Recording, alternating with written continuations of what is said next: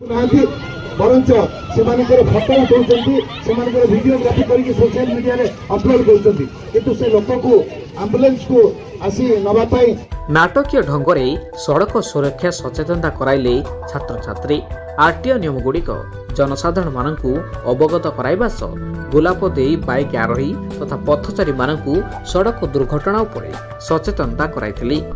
बालेश्वर जिला सुर उत्तरेश्वर स्थित सेंट जावियर हाईस्कूल और सुर पुलिस मिलित आनुकूल्य सड़क सुरक्षा सप्ताह पालित हो जाइछि।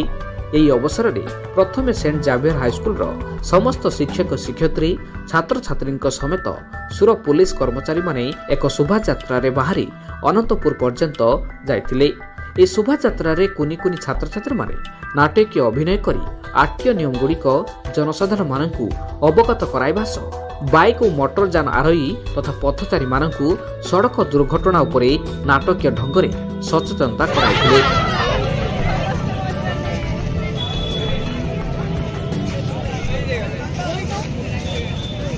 2025 जो सोर सेंट जेवियर हाईस्कूल तरफ जो गोटे माने सचेतनता कार्यक्रम पालन करा जायछि से माध्यम आम पिला लोक मध्य सचेतनता वार्ता बांटा पिला गोटे रैली आम कर प्लाकार्ड और सर्ट ड्रामा जहाँ आम लोक हेलमेट व्यवहार करवा निशाशक्त गाड़ी न चलवा और ट्रैफिक नियम को मानि चलवा निज लाइन रे आम लाइन क्रॉस न करवा यही भाव में जब कर लोक मैंने जब सचेतन हो पारे तार अमूल्य जीवन गुड़िक जो नष्ट हो जाए गुड़िक बंची पार। आज दिन में समस्त को अनुरोध करी आम समस्त ट्रैफिक नियम को मानि आम जब चलवा ताले आम आमर जीवन को रक्षा कर देश को रक्षा पड़े। यही सचेतनतार वार्ता समस्त लोक पाखे पहुँचू और समस्त लोक मैंने ग्रहण करूँ एवं जब ग्रहण करेंगे ताले आमर ये समाज आहरी सुसंगठित हो पाए। आम ओडिशा पुलिस तरफ सड़क सुरक्षा सप्ताह पालन कर छोट छोट पिला बेस भूमिका रोचे कारण से आगामी भविष्य देशर आगामी भविष्य से आज सचेतन हेबे एवं अन्य लोक मान सचेतन करेंगे ताले परिवार सहित समस्त सचेतन हेबे समाज में गोटे बड़ सुस्थ वातावरण सृष्टि हो पार। समस्त को ये अवेयरनेस माध्यम आम कहूँ हेलमेट पिंधतु एवं मद पिकी गाड़ी चलातु ना जो कार कि कौन सी फोर व्हीलर चलाते से समस्त सीट बेल्ट यूज करूँ याद्वारा मैक्सिमम लाइफ बची पार।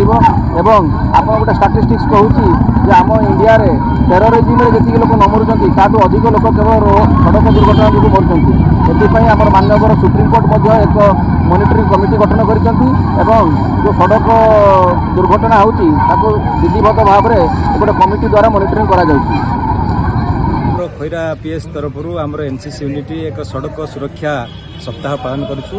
यही अवसर में आमर खैरा कॉलेज परिसर में एक सभार आयोजन होता पिला मानकु ट्रैफिक नियम विषय में एवं विभिन्न सड़क सुरक्षा आईन कानून विषय में मैडम एवं एनसीसी ऑफिसर एवं सार मैंने सब सचेतन कराइथिले।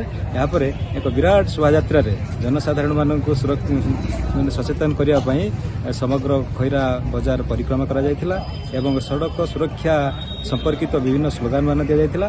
तापर पिला माने खैरा थाना परिसर में एक रिफ्रेशमेंट आयोजन कराइथिला। तापर एही कार्यक्रम बहुत सफल रूपायन होइथिला।